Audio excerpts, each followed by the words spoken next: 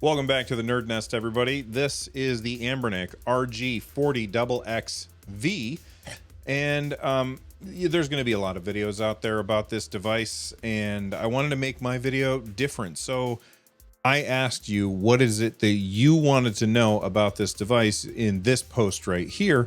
And I got a bunch of questions, and I figured that's how I was going to organize this video. I would take a look at your question, I would answer it, and move on to the next one. So if that sounds good, get comfortable, get subscribed, and let's get started. Let's start off with our first question, and this one comes from Yarg 2015.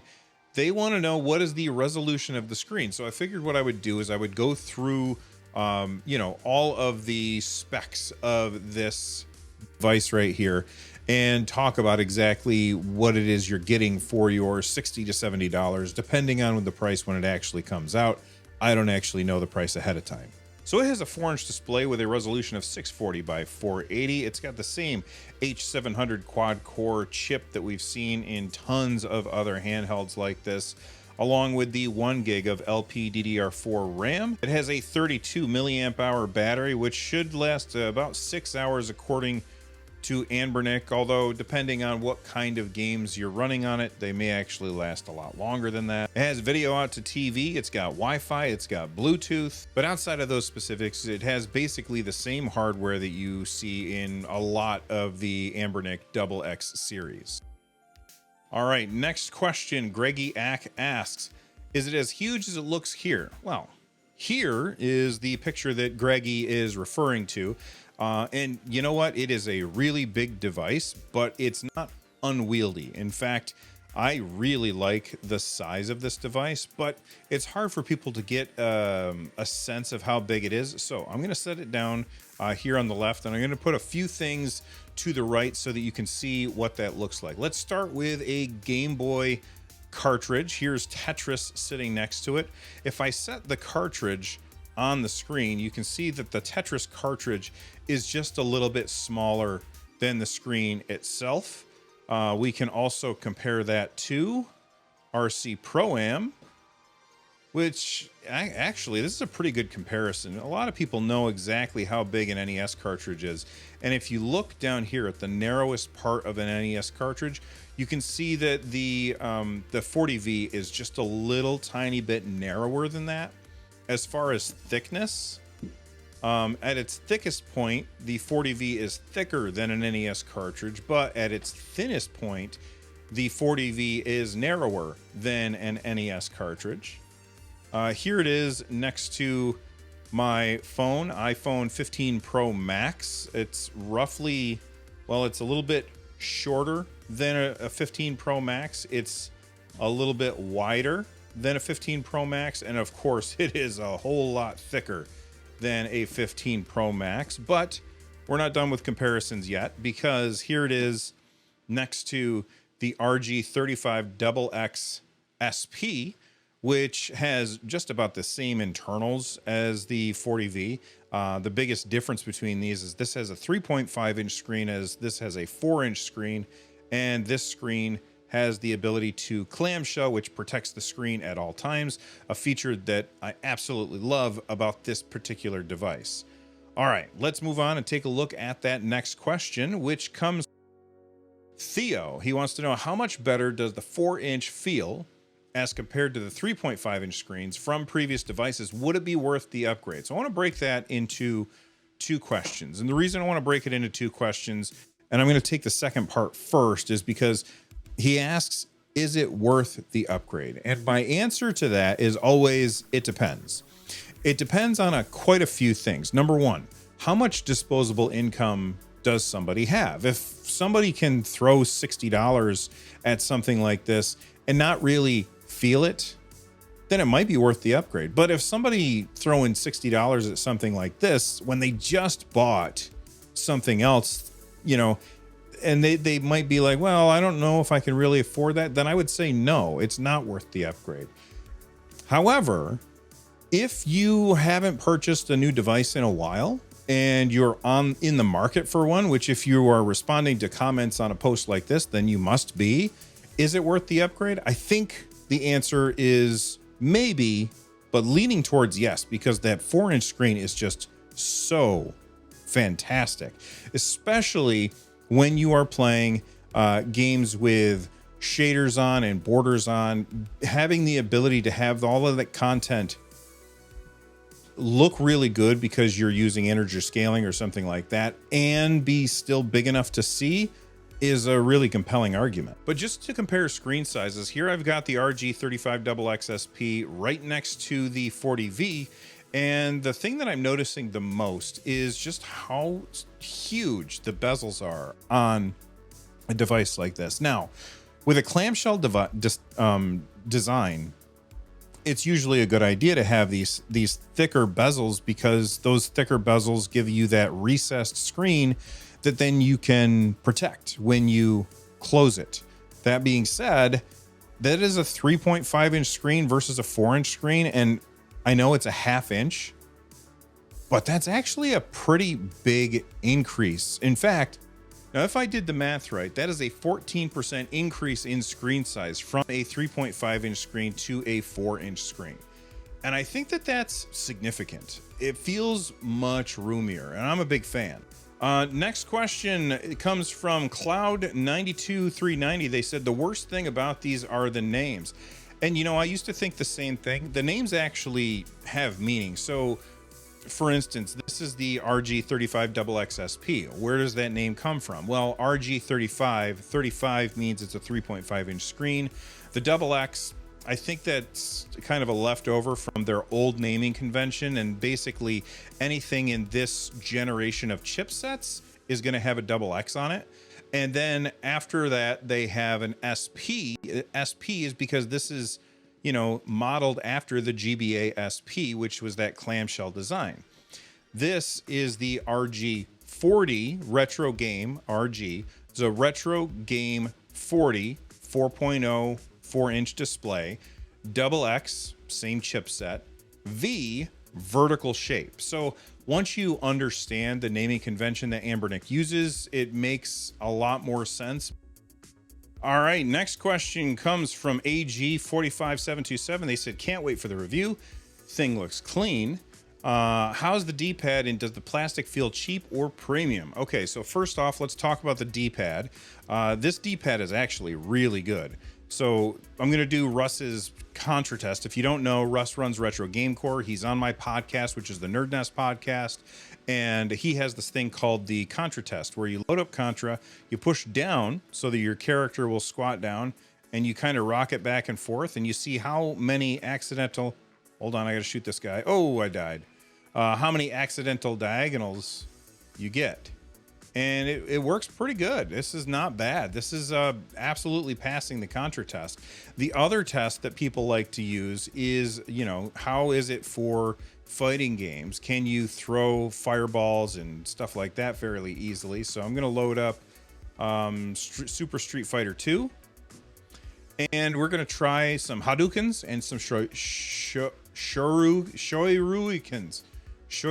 I give up. All right, so trying to... Whoops. That's a punch. I can throw fireballs. I can throw fireballs pretty good. No, okay. I was trying to do a dragon punch that time.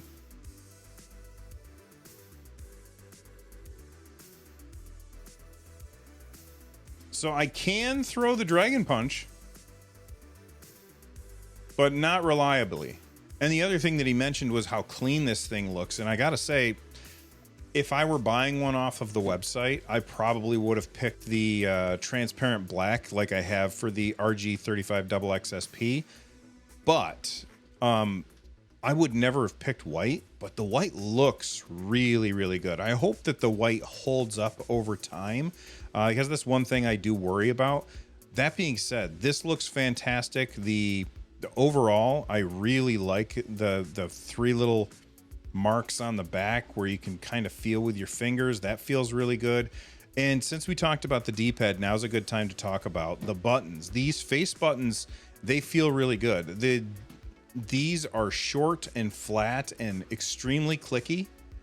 These are taller. They're a little bit rounder, which I don't like as much, but they're not clicky at all, and they feel good. Like, I really like how they feel when you push them. And since we're talking about controls, let's take a second to talk about the controls on the back. We've got 4 triggers that go on the back. You can see the R1 and L1 are lower, and L2 and R2 are higher. And that means that when you are holding this, it is so much more comfortable where your hands land than if it were flat across. This is a very similar design that you see with the Miu Mini Plus, which I'm going to put on screen right now.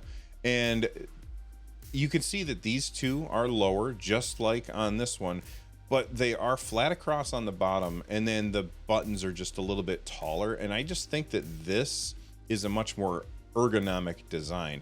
In fact, I would say that a lot of people don't like vertical handhelds because they feel like they are cramped when holding them.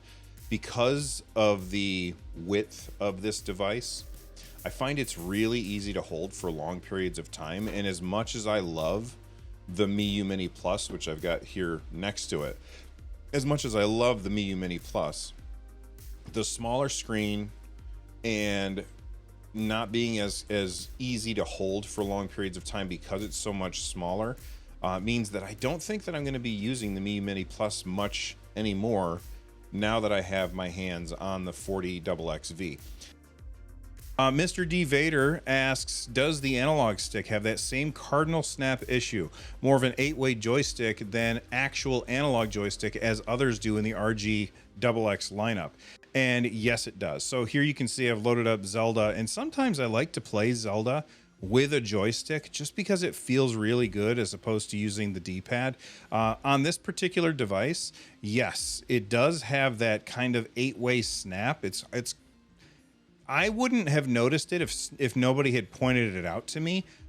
But now that it's been pointed out to me, yes, I absolutely do see that as an issue. That being said, the games that you're going to be playing on this, most of them will not take advantage of the joystick. So I think that that's okay, but it could be better. If we're going to dock points anywhere, the joystick is one place where we can do that, dock those points. Of course, the Miu Mini Plus has one big advantage over the XXV, and that is that this thing is so much more pocketable than the V. The Miu Mini Plus doesn't have a joystick. It's smaller. I wouldn't say it's thinner, maybe a tiny bit thinner, but it just slides into your pocket so much better than this, and it's thanks to that ridiculous joystick. Next question comes from Out of Control JS Gaming 6200. That's a name. They said, is the lack of second joystick a problem for you? So, I mean, for me, just to answer your exact question, for me, absolutely not. I would prefer this device with no joystick at all.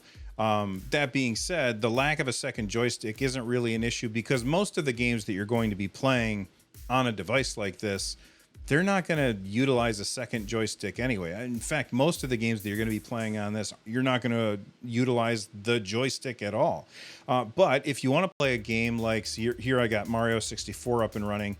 The problem is, sure, I can run around with this, but how can I control the C buttons? Like right now it's set up to use the triggers on the back, and a combination of the triggers and the face buttons, and that's not a good way to play. So honestly, the games that you're going to be playing on this, if they require a second stick, or if they're N64 games that use the C buttons to control the camera, I don't think that you're going to want to get a device like this for that particular use case.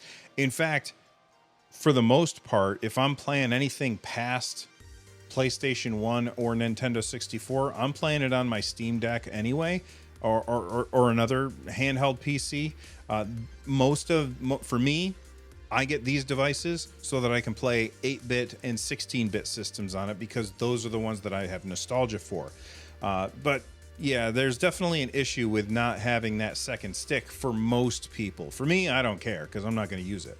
At Hello Their Name Is Here says that analog stick placement looks atrocious. You know what? I had the exact same reaction when I took this out of the box. I was like, oh, why would they put a stick down there? But honestly, if you look at the back of the device, your fingers land right here on this lip, and I tend to hold it with my pinkies underneath that lip, and with that my thumbs naturally land like right here, and I can either go up to the D-pad or down to the joystick quite easily. That being said, this is a Nintendo Switch style joystick, and I hate Nintendo Switch style joysticks.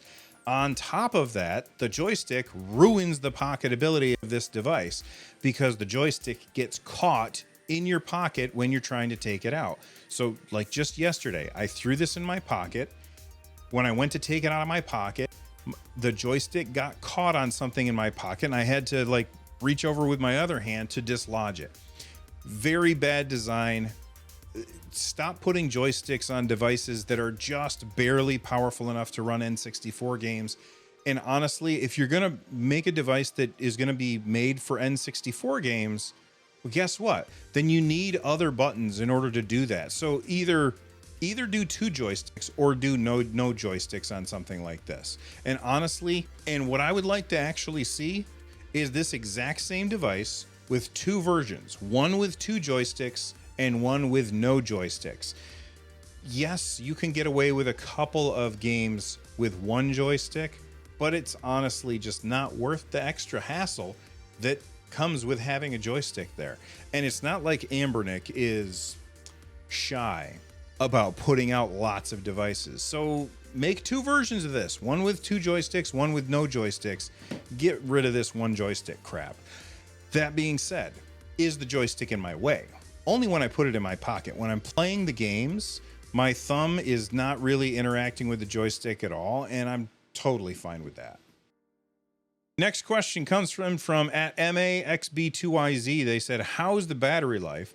How does it compare to the Anbernic RG40XXV? All right, so first off, I looked up the RG40XXV. I don't have one myself. That has a different chipset than this. A chipset, I don't know anything about that other chipset. It also has, I think it was a 5,500 milliamp hour battery. This has a 3,200 milliamp hour battery. So I'm just going to assume that because I forgot the letters because you know what? They're right about the naming convention. The 405V, which is another vertical device, that is probably going to have a better battery life because it's got a much larger battery, but I don't have any way to compare it. So what I'll compare instead is with the RG35XXV. It should be almost identical. This has a 3,300 milliamp hour battery. This has a 3,200 milliamp hour battery. They're running the same chipset. This has a slightly bigger screen. You're going to get hours and hours and hours of gameplay. Let's talk about the software. The software that comes on this device is fine. It's the same software that comes on most of Anbernic devices. Here you can see it running on my 35XXV. It works. It's good for beginners. There's absolutely no real problems with it other than a quick warning. On the left-hand side, this is the game rooms menu, and then over here you have the RA game menu. Never use the game rooms menu. The RA menu is just so much better of an experience, and your save files are dependent on which menu you go through. So just make it a good habit of using the RA game menu instead of the game rooms menu if you're sticking with the default software. However, there are alternative operating systems that you can load onto devices like this, and the one that I chose to put on my 40V is Cannoli. Cannoli is basically a fork of Batocera, and it is, you know, a purpose-built operating system for retro gaming, and it works great on devices like this. I really like the overall art style. In fact, real quick, I want to show you, I'm using a different theme. It's called Canvas. So you can download themes from this. You can change your themes and a bunch of stuff like that. So if I go into here, updates and downloads, and then I can go to themes, I can see a bunch of different themes that I can install. Now, the one that I have is called Canvas, and after you've downloaded it, then you go into user interface, theme set, and you can pick the one that you want. You know, it came with Carbon and Artbook Next, but I really like Canvas ES because it puts more systems on the screen at once, and I really like the way that that looks. Another advantage, I don't know necessarily that it's an advantage, but another thing that I like about this operating system, and I have not tested it on other hardware, but you can turn the brightness down all the way so that the screen is off. Now, why would you want to do that? Well, the reason you might want to do that is, let's say you are scraping your games, which is very easy to do in this software. I'm just going to hit start. I'm going to come down to the scraper, and you can choose screen scraper, which I suggest. You go into your screen scraper settings, and you can pick all of the things that you want. You can even sign into your screen scraper account if you want to. And you could just let the system scrape overnight while your screen is set to off. Now, this is obviously going to burn through your battery. As you can see, it's happened here, which I need to plug this thing in shortly. However, you don't have to worry about damaging your screen because you've got the screen off the whole time, which I really like. All right. I also want to do a quick volume comparison. Here's the microphone that I'm going to use right here, and I've got Shining Force for the Sega Genesis running on here. Let's crank this up to 100%.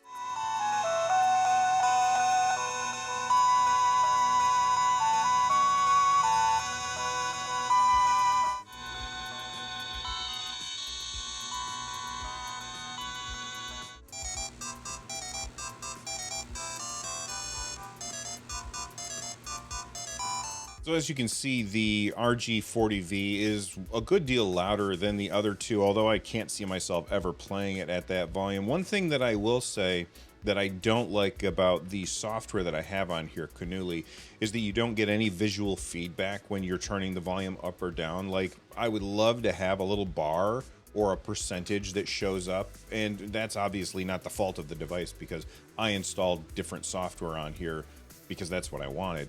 But I think that it's important to give that visual feedback so that people know, hey, you're turning the volume up and you might not be hearing anything. Is that because there's an issue, or because there's no sound actually playing at this time?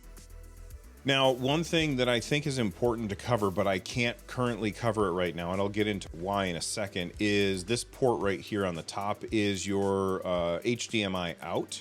The reason I can't actually cover it right now is because I don't know if you guys have noticed, but I completely remodeled my studio and I cannot find the HDMI. I can never remember if this is micro HDMI or mini HDMI, but whatever this HDMI is, I cannot find my wire. I have two of these, but I cannot find the wire for this, so I cannot hook it up to a TV and tell you what it's like. Hopefully I find it by the time I record the podcast, which would be tomorrow is when we're recording the podcast. And if I do, then I'll be able to talk about it at that point, but it somehow got lost in the shuffle. So it does have video out. I don't know what that video out experience is like. I would definitely recommend you check out Retro Game Core's video about this because I'm sure that he covered that, although I haven't watched it yet, so I'm not sure. But he always covers that kind of stuff. And, you know, he didn't lose his wire, so good on him.